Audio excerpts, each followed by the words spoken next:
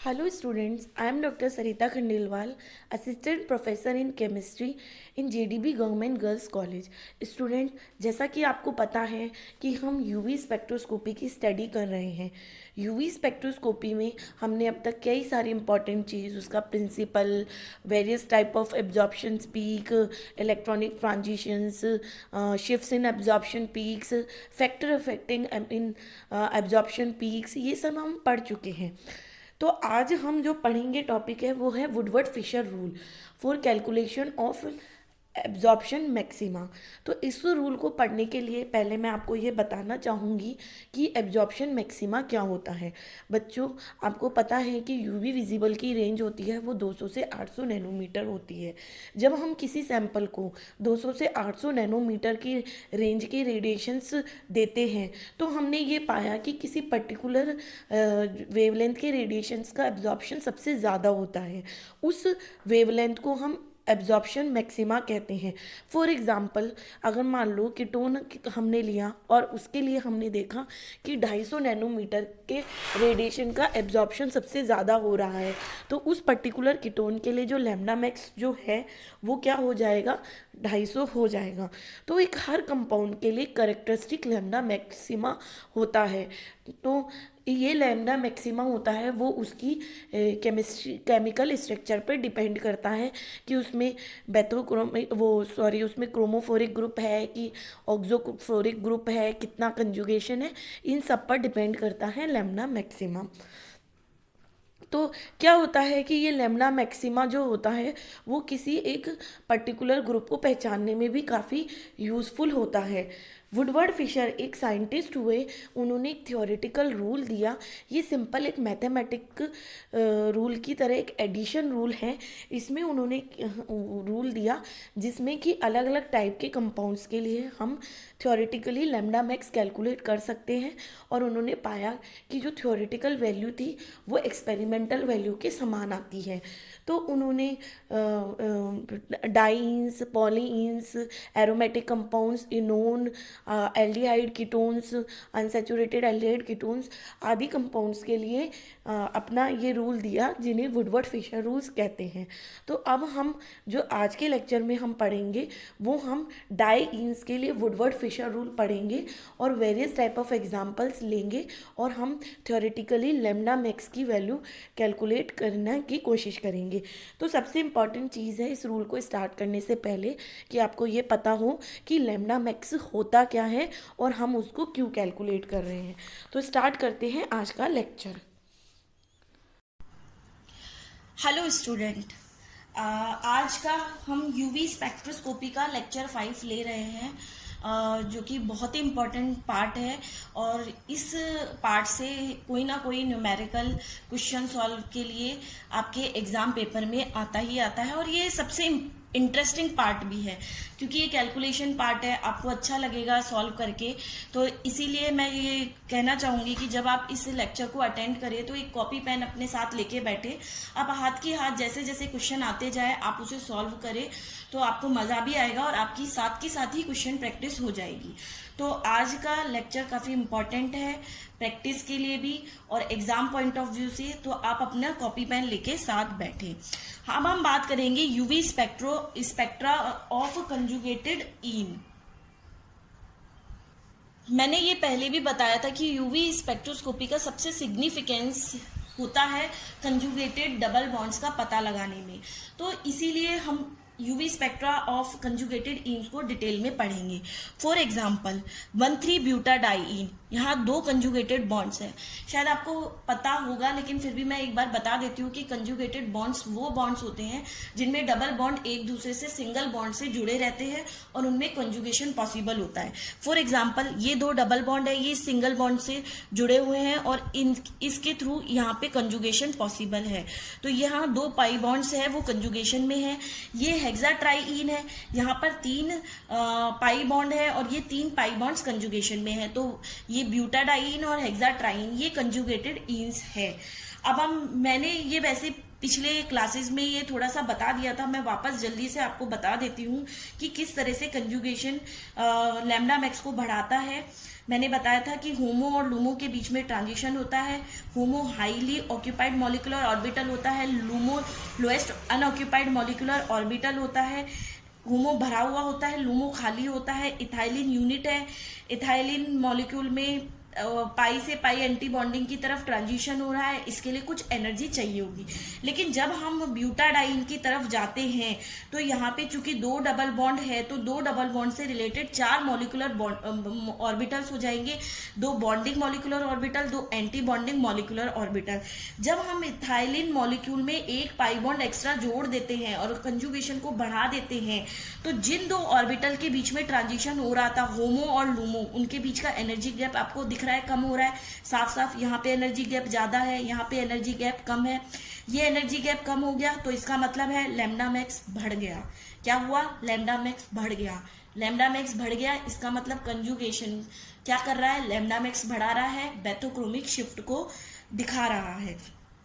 तो ये हो गया कि it is clear from the diagram that net result of the conjugation between 2 double bond increase energy of homo and decrease energy of LUMO. देखो आप, LUMO की energy तो हो गई कम और होमो की एनर्जी हो गई ज्यादा, इसी वजह से तो इन दोनों के बीच का एनर्जी डिफरेंस कम हो गया, लैम्डा मैक्स बढ़ गया।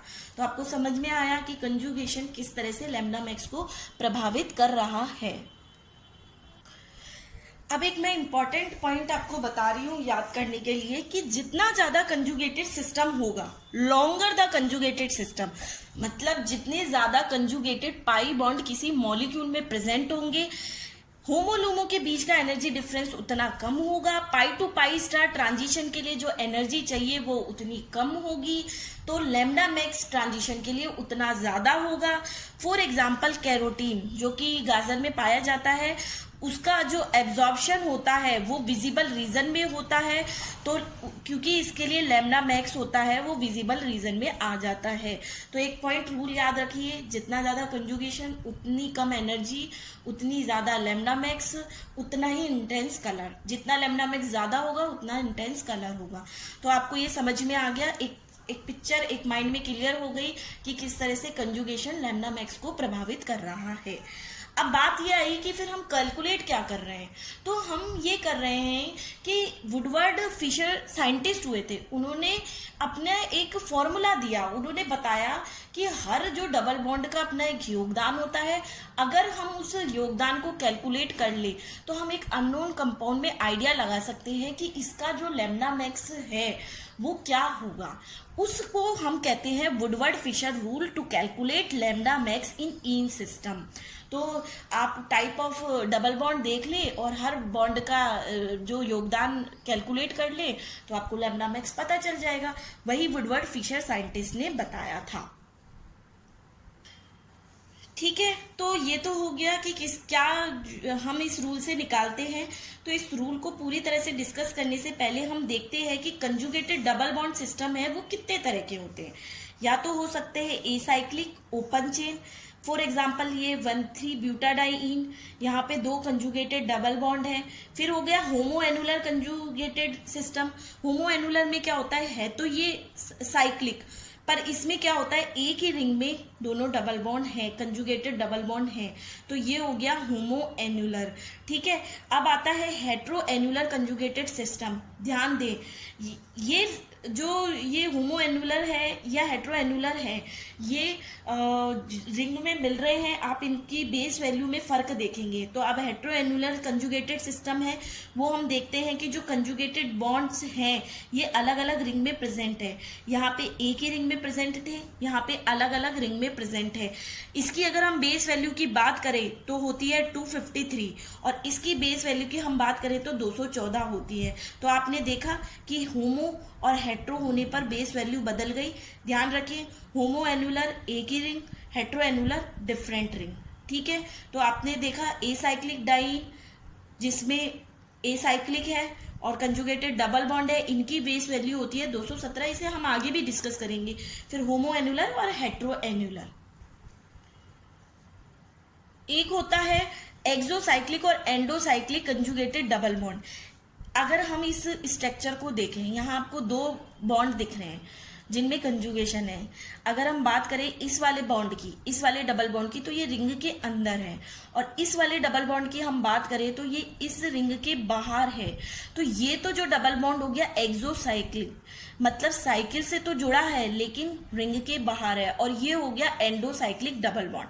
अगर मैं इसकी इस स्ट्रक्चर की बात करूं तो यहाँ पे दो रिंग है, ए और बी। तो जो बी रिंग है उसका जो डबल बॉन्ड है वो ए रिंग के लिए एक्सोसाइक्लिक डबल बॉन्ड है। समझ में आया? बी का जो डबल बॉन्ड है, जो बी के लिए एंडोसाइक्लिक डबल बॉन्ड है, वो ए के लिए एक्सोसाइक्लिक डबल बॉन्ड है। तो आपको इस तरह के डबल बॉन्ड को भी हाईलाइट करना है, नोट करना है। ध्यान रहे, एक रिंग के लिए जो एंडोसाइक्लिक बॉन्ड है वो दूसरी रिंग के लिए एक्सोसाइक्लिक बॉन्ड हो सकता है। अब लैम्डा मैक्स की वैल्यू किस पे, हमने ना कंजुगेटेड बॉन्ड्स के टाइप्स देख लिए। अब हम देखते हैं कि ये किस किस पे डिपेंड करती है। नंबर ऑफ एल्काइल सब्स्टिट्यूएंट्स और रिंग रेजिड्यू, मतलब जो कंजुगेटेड डबल बॉन्ड का सिस्टम है उससे कितने एल्काइल सब्स्टिट्यूट्स या रिंग रेजिड्यू जुड़े हुए हैं, पहला पॉइंट। दूसरा, number of bond which extend conjugation, हम जो बेसिक मॉइटी जो लेते हैं वो लेते हैं हम 1,3-ब्यूटाडाइन वाली जो बेसिक मॉइटी है हम उसको लेते हैं जिसमें दो कंजुगेटेड डबल बॉन्ड है। अब उसको कितने जो डबल बॉन्ड उससे जुड़े हुए हैं जो कंजुगेशन को बढ़ाते हैं, उसे हम उन डबल बॉन्ड्स को कैलकुलेट करेंगे तो वो हो जाएगा number of double bond which extend conjugation. The presence of polar group Cl, Br, iodine, ये सब ऐसे ग्रुप हैं जो कि कंजुगेशन को प्रभावित करते हैं। तो ये आ गया कि लैम्डा मैक्स को प्रभावित करने वाले कारक कौन कौन से हैं। तो जो मैंने आपको बताया कि हम पेरेंट वैल्यू लेते हैं ब्यूटाडाइन, तो ब्यूटाडाइन आपको कोई भी कंजुगेटेड सिस्टम दिखे आप ब्यूटाडाइन को हाईलाइट कर ले। तो इसको अब हम डिस्कस करने से पहले हम ये टेबल देखेंगे। इस टेबल को आप ध्यान से समझिए। इस टेबल में हर एक ग्रुप का क्या योगदान है वो बताया गया है। उस योगदान को ही कैलकुलेट करके हमको फाइनल लैम्डा मैक्स की वैल्यू निकालनी है। For example, parent value for butadiene वो लेते हैं हम 217 nanometer. Base value for homo annular system उसको लेते हैं हम 253 nanometer. Base value for hetero annular system 214 nanometer. आप यहाँ घबराइए मत, जैसे जैसे हम एग्जाम्पल करेंगे, हो सकता है ये थोड़ा कॉम्प्लिकेटेड लग रहा हो, लेकिन जैसे जैसे हम एग्जाम्पल करेंगे आपको इन सब का समझ में आ जाएगा कि किस तरह से इनका योगदान हम कैलकुलेट कर रहे हैं। आप एक बार बस ये देखिए कि किसकी क्या वैल्यू होती है, आपको वो याद रखनी है। पेरेंट वैल्यू ब्यूटाडाइन की 217, होमो की 253 और हेट्रो की 214 नैनोमीटर। अब अगर एक एल्काइल सब्स्टिट्यूट है उसका योगदान होता है 5 नैनोमीटर। अगर कोई एक रिंग रेजिड्यू है तो उसका योगदान होता है वो भी 5 नैनोमीटर। तो जैसे जैसे मान लो अगर 2 एल्काइल सब्स्टिट्यूट है तो हो जाएगा 10, अगर 3 रिंग रेजिड्यू है तो योगदान हो जाएगा 3 × 5 15। अब आता है एक्सोसाइक्लिक डबल बॉन्ड जो कि हमने यहाँ पढ़ा था। तो जितने एक्सोसाइक्लिक डबल बॉन्ड है उनका योगदान हमें देखना होता है। एक एक्सोसाइक्लिक डबल बॉन्ड का योगदान होता है 5 नैनोमीटर। अगर 2 एक्सोसाइक्लिक डबल बॉन्ड है तो 10 हो जाएगा, 3 है तो 15 हो जाएगा। फिर डबल बॉन्ड एक्सटेंशन, ब्यूटाडाइन से मान लो एक डबल बॉन्ड एक्स्ट्रा जुड़ा हुआ है कंजुगेशन में तो उसका योगदान हो जाएगा 30 नैनोमीटर। अगर 2 जुड़े हुए हैं तो 60 हो जाएगा, 3 जुड़े हुए हैं तो 90 हो जाएगा। तो एक डबल बॉन्ड एक्सटेंशन होता है वो 330 नैनोमीटर होता है। अब ऑक्सोक्रोम ग्रुप, मैंने बताया था कि कुछ पोलर ग्रुप है जो कि लैम्डा मैक्स को प्रभावित करते हैं। ये सब देखेंगे तो आप पाएंगे कि ऑक्सोक्रोम ग्रुप है, इनके पास नॉन पेयर है, ये कंजुगेशन को बढ़ा देते हैं। तो जैसे अगर OR ग्रुप जुड़ा हुआ है तो इसका जो योगदान होता है वो +6 नैनोमीटर होता है। SR का +30, क्लोरीन ब्रोमीन का +5, NR2 ग्रुप का +60 नैनोमीटर योगदान होता है। आपको इन योगदानों को याद रखना है, रट लेना है, क्योंकि ये योगदान अगर आपको याद नहीं होंगे, ये कंट्रीब्यूशन याद नहीं होंगे तो आप टोटल लैम्डा मैक्स नहीं कैलकुलेट कर सकते। तो आपको इस टेबल को अच्छे से याद करनी है, मेमोराइज करनी है। ठीक है, आपको ये समझ में आ गई टेबल? स्टूडेंट्स, जो हमने अभी टेबल पढ़ी उसके बेस पे अब हम न्यूमेरिकल प्रैक्टिस करेंगे। एग्जाम में इसी तरह के न्यूमेरिकल्स आते हैं। आपको वो टेबल लिखने को इतना नहीं आएगा, लेकिन आपको उस टेबल के बेस पे ये न्यूमेरिकल्स आएंगे, तो आप इस न्यूमेरिकल की प्रैक्टिस अच्छे से कर लीजिए। इन न्यूमेरिकल्स को करने से पहले एक पॉइंट मैंने जो पिछले बताया था उसमें मैं एक पॉइंट और ऐड करना चाहूंगी कि जैसे ओपन चेन होती है ब्यूटाडाइइन, वो सिस भी हो सकता है, ट्रांस भी हो सकता है।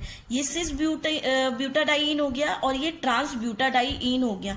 तो जो हमने पेरेंट वैल्यू की बात की थी 217 नैनोमीटर, वो सिस के सिस्टम के लिए होता है। अगर ट्रांस सिस्टम है तो उसके लिए पेरेंट वैल्यू 214 नैनोमीटर होगी। तो अगर ओपन चैन में भी हम ये देखेंगे कि सिस बॉन्ड है कि ट्रांस बॉन्ड है। अगर सिस बॉन्ड है तो 217 नैनोमीटर है, और अगर ट्रांस बॉन्ड है तो 214 नैनोमीटर बेस वैल्यू होगी। अब हम एक के बाद एक क्वेश्चन प्रैक्टिस करते हैं और हम पता लगाते हैं कि जो लैम्डा मैक्स है वो क्या आती है। फॉर एग्जाम्पल, ये ट्रांस ब्यूटाडाइइन है, 1 2 3 4 ब्यूटाडाइइन, 1 3 डाइइन, लेकिन चूंकि ये ट्रांस है तो इसकी बेस वैल्यू क्या आई 214 नैनोमीटर, और ऑब्जर्व्ड वैल्यू जो है वो 217 नैनोमीटर है। ऑब्जर्व्ड वैल्यू और जो कैलकुलेटेड वैल्यू है उसमें ±10 का डिफरेंस हो सकता है। तो हमारी जो कैलकुलेटेड वैल्यू और ऑब्जर्व वैल्यू में सिर्फ 3 का डिफरेंस है।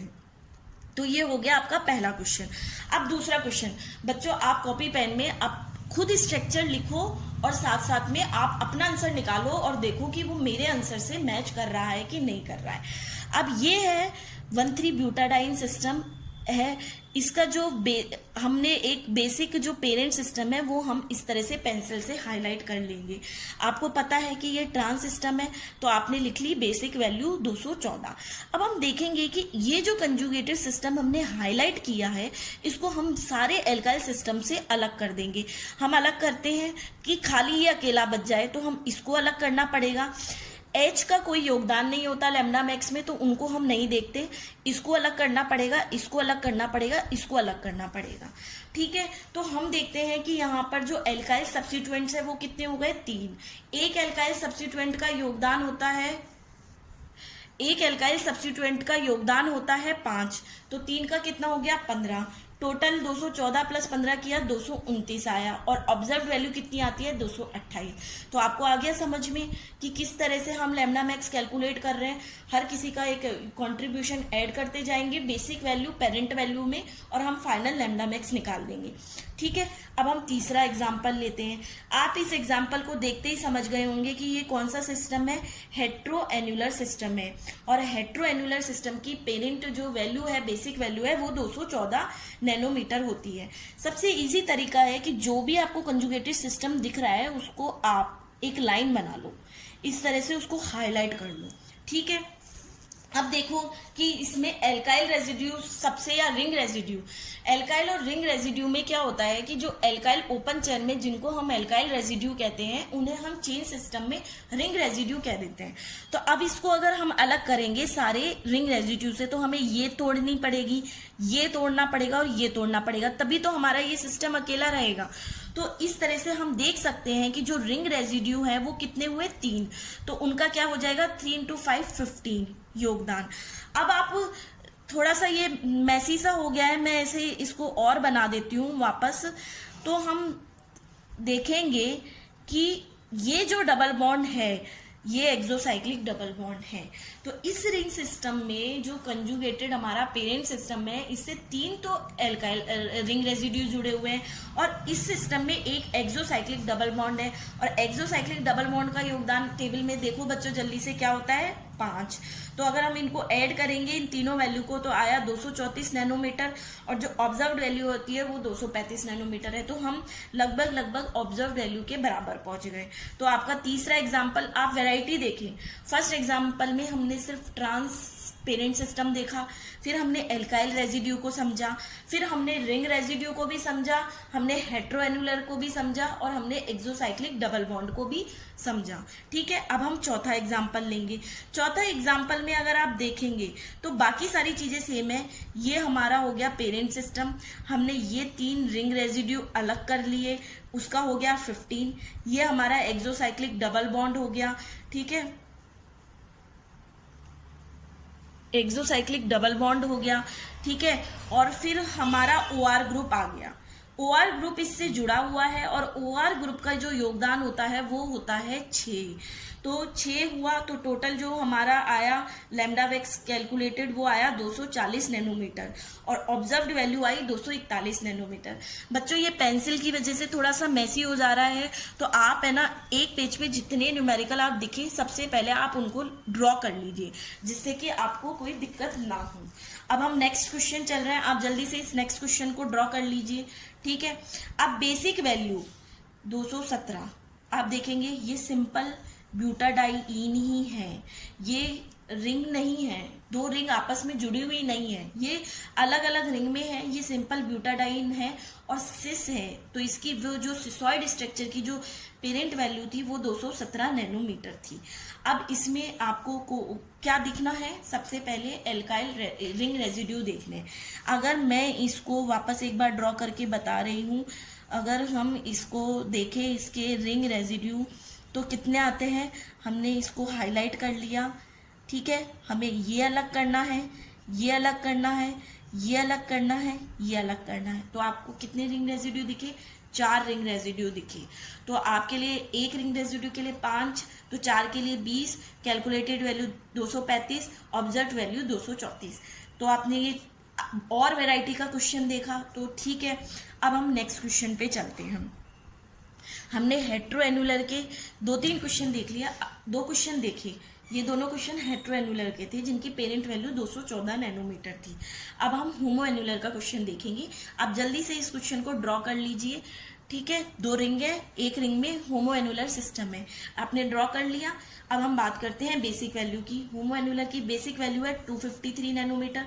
ओके, अब हम रिंग रेजिड्यू देखेंगे। हमने इसको हाईलाइट किया और इससे सारे जो एल्काइल सब्स्टिट्यूएंट्स है, रिंग रेजिड्यू है, उनको अलग करेंगे।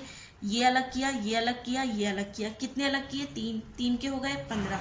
अब हम एक्सोसाइक्लिक डबल बॉन्ड देखेंगे तो हम देखते हैं ये जो डबल बॉन्ड है वो इस रिंग के लिए एक्सोसाइक्लिक डबल बॉन्ड है, तो उसका addition 5, total value 273, observe value 274। ध्यान रखिए स्टूडेंट, आप पॉइंट वाइज पॉइंट चलिए। आप सबसे पहले जो ब्यूटाडाइन सिस्टम है उसको हाईलाइट कर लीजिए। आपने उस सिस्टम को हाईलाइट किया, ठीक है, उसकी पेरेंट वैल्यू निकाल ली कि वो सिस है, ट्रांस है, क्या है, हेट्रोएनुलर है, होमोएनुलर है, आपने उसकी पेरेंट वैल्यू निकाल ली। सेकेंड स्टेप है आप एल्काइल रेजिड्यू और रिंग रेजिड्यू देखिए। ठीक है, आपने देख लिया, अगर ओपन चेन सिस्टम है एल्काइल रेजिड्यू देख लिए, अगर रिंग सिस्टम है तो रिंग रेजिड्यू देख लिए। फिर थर्ड स्टेप करेंगे आप एक्सोसाइक्लिक डबल बॉन्ड को ढूंढने की। आपने ढूंढा, अगर है तो उसका एडिशन कर दिया उसके नंबर के हिसाब से। ठीक है, अभी तक हमने 3 पॉइंट का ही एग्जाम्पल देखे हैं। हमने देखे पेरेंट वैल्यू, हेट्रो एनुलर, होमोएनुलर या सिस और ट्रांस ब्यूटाडाइन, फिर हमने देखा एल्काइल रेजिड्यू, रिंग रेजिड्यू, फिर देन देखा एक्सोसाइक्लिक डबल बॉन्ड। अब हम और वैरायटी के एग्जाम्पल देखते हैं। जिनमें कि हमें कंजुगेशन का एक्सटेंशन दिखाई देगा। ये एक एग्जाम्पल है, आप इसे जल्दी से ड्रॉ कर लीजिए। 3 रिंग सिस्टम है, 3 तो रिंग आपको पूरी दिख रही है और ये जो होता है 2 बॉन्ड बना के आप ऐसे करेंगे, इसका मतलब है कि ये रिंग और भी आगे बढ़ रही है, मतलब और भी रिंग जुड़ी हुई है। तो जल्दी से आप ये स्ट्रक्चर बना लीजिए, क्योंकि फिर मैं इससे पेंसिल से इसे हाईलाइट करूंगी तो आपको थोड़ा समझने में दिक्कत होगी। ठीक है, आपने बना ली स्ट्रक्चर। अब आप पूरा रिंग सिस्टम को हाईलाइट, जो कंजुगेटेड बॉन्ड सिस्टम है उसको हाईलाइट कर दीजिए। ठीक है, आपने हाईलाइट कर दिया। अब आप देखेंगे कि जो ब्यूटाडाइन सिस्टम है उसमें तो 2 डबल बॉन्ड होते हैं, तो ठीक है 2 डबल बॉन्ड एक्स्ट्रा आए हैं इस सिस्टम में। ठीक है, अब हम बात करेंगे कि ये क्या है। आपको दिख रहा है इसमें, आप ध्यान से देखिए, ये जो 3 रिंग है, इस पॉइंट को आप यहाँ मेंशन कर लीजिए। मैं थोड़ा प्रीवियस लेक्चर में ये बताना भूल गई कि अगर ये जो है, एक सेकेंड मैं ड्रॉ कर लूं। देखो, अगर आप देखो तो ये वाला जो अगर पाई बॉन्ड्स देखें तो ये एक दूसरे के लिए हेट्रोएनुलर है, लेकिन ये जो पाई बॉन्ड देखें तो ये एक दूसरे के लिए होमोएनुलर है। ठीक है, ये हेट्रोएनुलर है। तो अब आप क्या करेंगे, पेरेंट वैल्यू क्या लेंगे, क्वेश्चन आता है पेरेंट वैल्यू क्या लेंगे ब्यूटाडाइन की। तो तो आपको हमेशा होमो एनुलर सिस्टम को प्रायोरिटी देनी है। तो ये होमो एनुलर सिस्टम है, इसको आपको प्रायोरिटी देनी है और पेरेंट वैल्यू आपको इसके हिसाब से लेनी है जो कि 253 नैनोमीटर होगी। आप 214 नैनोमीटर नहीं लेंगे। हमेशा आप जब एक्सटेंडेड कंजुगेशन सिस्टम दिखे तो आप देखें कि कोई होमो एनुलर तो नहीं है। तो आपने देखा यहाँ पे होमो एनुलर है तो आपने होमो एनुलर ले लिया, 253 उसकी वैल्यू ले ली। अब आपने जब ये होमो एनुलर ले लिया, 253 उसकी वैल्यू ले ली, तब आप देखेंगे सबसे पहला सेकंड स्टेप मैंने क्या बताया था, रिंग रेजिड्यू देखना। आपने ये पूरा कंजुगेटेड सिस्टम को अलग करना है सारे रिंग उससे रेजिड्यू से। आपको ये काटना पड़ेगा, आपको ये काटना पड़ेगा, आपको ये काटना पड़ेगा, आपको ये बॉन्ड काटना पड़ेगा, आपको ये बॉन्ड काटना पड़ेगा। तो इस तरह से आपके कितने आए, 5। तो आपके रिंग रेजिड्यू 5 हुए, तो उनका जो कंट्रीब्यूशन हो गया 25, 5 × 5। अब आप एक्सोसाइक्लिक डबल बॉन्ड देखें। तो एक्सोसाइक्लिक डबल बॉन्ड मेरे को वापस ये स्ट्रक्चर बनानी पड़ेगी जिससे आपको थोड़ा एक्सोसाइक्लिक डबल बॉन्ड क्लियरली दिखे। ठीक है, आप खुद एक बार कोशिश करिए जब तक exocyclic double bond find out करने की। आप देखेंगे एक्सोसाइक्लिक डबल बॉन्ड यहाँ पे 3 है। ये जो डबल बॉन्ड है वो इस रिंग के लिए एक्सोसाइक्लिक डबल बॉन्ड है, ये जो डबल बॉन्ड है वो इस रिंग के लिए एक्सोसाइक्लिक डबल बॉन्ड है, और ये डबल बॉन्ड है वो इस रिंग के लिए एक्सोसाइक्लिक डबल बॉन्ड है। सिंपल अपने को देखना है कि ऐसे बॉन्ड कितने हैं। तो 3 रिंग है और साथ ही 3 एक्सोसाइक्लिक डबल बॉन्ड है। आप देखेंगे ये और ये तीनों बॉन्ड एक्सोसाइक्लिक डबल बॉन्ड है। ये वाला इस रिंग के लिए, ये वाला इस रिंग के लिए और ये वाला इस रिंग के लिए। तो 3 एक्सोसाइक्लिक डबल बॉन्ड हो गए, एक का कंट्रीब्यूशन 5, 3 का 15। अब हम कंजुगेशन एक्सटेंड की बात करें तो यहाँ पे ब्यूटाडाइन के कंपैरिजन में 2 डबल बॉन्ड एक्स्ट्रा है जो कि कंजुगेशन में है। एक डबल बॉन्ड का जो कंट्रीब्यूशन होता है वो 30 होता है, तो 2 डबल बॉन्ड का कंट्रीब्यूशन होगा 60। तो हो गया 60, टोटल आया आपका आंसर 353 नैनोमीटर। तो इस क्वेश्चन में एक नई वेराइटी आपने पढ़ी, कंजुगेशन का एक्सटेंशन, पहले के क्वेश्चंस के कंपैरिजन में। अब ये 8वां क्वेश्चन है, आप जल्दी से इस क्वेश्चन को नोट डाउन कर लीजिए। हम देखेंगे कि इसका क्या आंसर आता है। आप नोट डाउन करिए, मैं बताती हूँ, इसमें ज्यादा कोई दिक्कत है नहीं। आप देखेंगे कि यह हेट्रोएनुलर सिस्टम है, यहाँ पे कोई कंजुगेशन एक्सटेंड नहीं हो रहा है। आप अगर रिंग रेजिड्यू निकालेंगे तो ये और ये 3 बॉन्ड आपको काटने पड़ेंगे, तो 15 हो गया इनका। एक्सोसाइक्लिक डबल बॉन्ड एक ये ही है, तो उसका हो गया 5, टोटल हो गया 234 आंसर हो गया। तो यहाँ पे 3 ही चीज कंट्रीब्यूट कर रहे हैं, एक तो बेसिक वैल्यू, रिंग रेजिड्यू और एक्सोसाइक्लिक डबल बॉन्ड। अब ये 9th क्वेश्चन है। ठीक है, आप जल्दी से इस क्वेश्चन को उतार लीजिए। हम देखेंगे कि इसमें ये क्वेश्चन इजी है। ये आपने ये 7 क्वेश्चन तक सारी तरह की वैरायटी देख ली। अब ये एक तरीके से रिपीटेशन है आपकी क्वेश्चन प्रैक्टिस के लिए। अब इस क्वेश्चन सिस्टम को देखेंगे, यहाँ पे कौन सा सिस्टम है, होमो एनुलर सिस्टम। 253 हो गया। अगर मैं इस सिस्टम से रिंग रेजिड्यू की बात करूं तो मुझे कि ये काटना पड़ेगा, कि ये डबल बॉन्ड का ये बॉन्ड काटना पड़ेगा, कि ये बॉन्ड। तो रिंग रेजिड्यू हो गया 3। एल्काइल सब्स्टिट्यूट यहाँ पे है, एक एल्काइल सब्स्टिट्यूट भी है। आप कंफ्यूज मत हुए, ये क्वेश्चन देखो वैरायटी वाला क्वेश्चन है। यहाँ पे रिंग रेजिड्यू है, आपको ये नहीं देखना कि साइक्लिक स्ट्रक्चर है तो आप सिर्फ रिंग रेजिड्यू देख के रुक जाए, आपको एल्काइल सब्स्टिट्यूट्स भी देखने हैं। तो यहाँ पे आप देखिए ये एल्काइल सब्स्टिट्यूट आया, तो इसका भी एडिशन होगा 5। तो हो गया टोटल एक तरीके से रिंग रेजिड्यू का 15 और एल्काइल सब्स्टिट्यूट का 5 कंट्रीब्यूशन।